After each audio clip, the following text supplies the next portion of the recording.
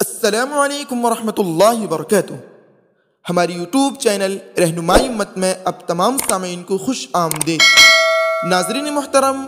آج مسلم عوام سے زیادہ مسلمانوں کے قائدین کا امتحان ہے۔ امت کی بدحالی کا وہ کون سا دروازہ کھل چکا ہے جو بند ہونے کا نام تک نہیں لیتا۔ ہر آئے دن نئے معاملات سامنے آ رہے ہیں۔ کہیں پر موب لیچنگ ہو رہی ہے تو کہیں جماعت و جمعیت کے خلاف آواز لگائی جا رہی ہے تو کہیں تبدیلی مذہب کے نام پر امت کے رہنماؤں کو جیلوں میں ٹھونسا جا رہا ہے۔ حال ہی میں سوشل میڈیا پر ایک انتہائی تکلیف دہ اور پریشان کن خبر سامنے آئی کہ مسلمانوں کے ایک بڑی تعداد کے نمائندے حضرت مولانا کلیم صدیقی صاحب کو تبدیلی مذہب کے نام پر گرفتار کر لیا گیا اور ان پر یہ بھی الزام لگایا گیا کہ 3 کروڑ روپے سے زائد غیر ملکی فنڈنگ آپ کے نام آئی تھی۔ مولانا کلیم صدیقی صاحب وہ انسان ہیں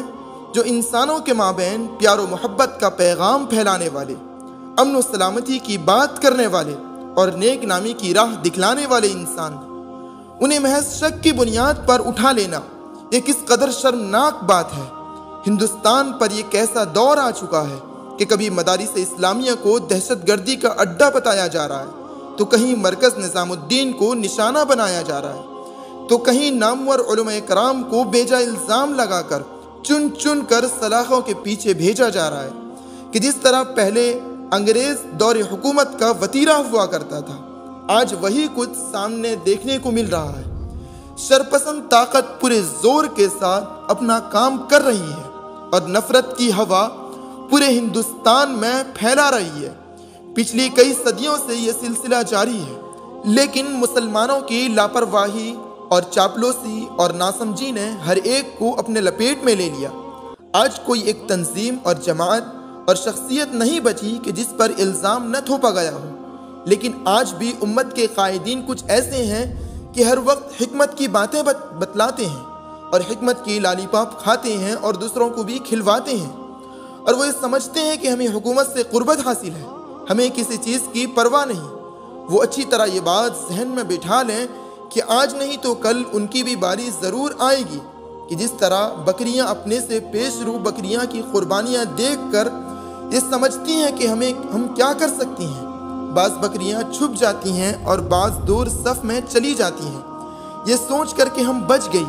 اب ہمارا کچھ ہونے والا نہیں۔ لیکن اگلا مرحلہ اسی کا آتا ہے، اسے گھسیٹ کر گلے میں پھندا ڈال کر اور اس کی چیخ و پکار کو ہوا میں اڑا کر مذبح میں لایا جاتا ہے اور اس کی گردن پر چھری پھیر دی جاتی ہے۔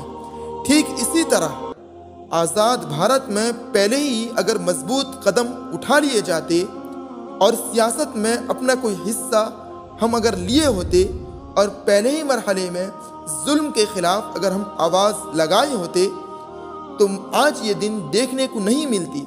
ابھی بھی وقت ہے مسلمانوں، ابھی بھی وقت ہے، اپنے بچوں کو تعلیم اور تعلم سے آراستہ کرو اور اپنے اندر سے بزدلی، مایوسی، غلامیت اور منافقت کو دور کرو،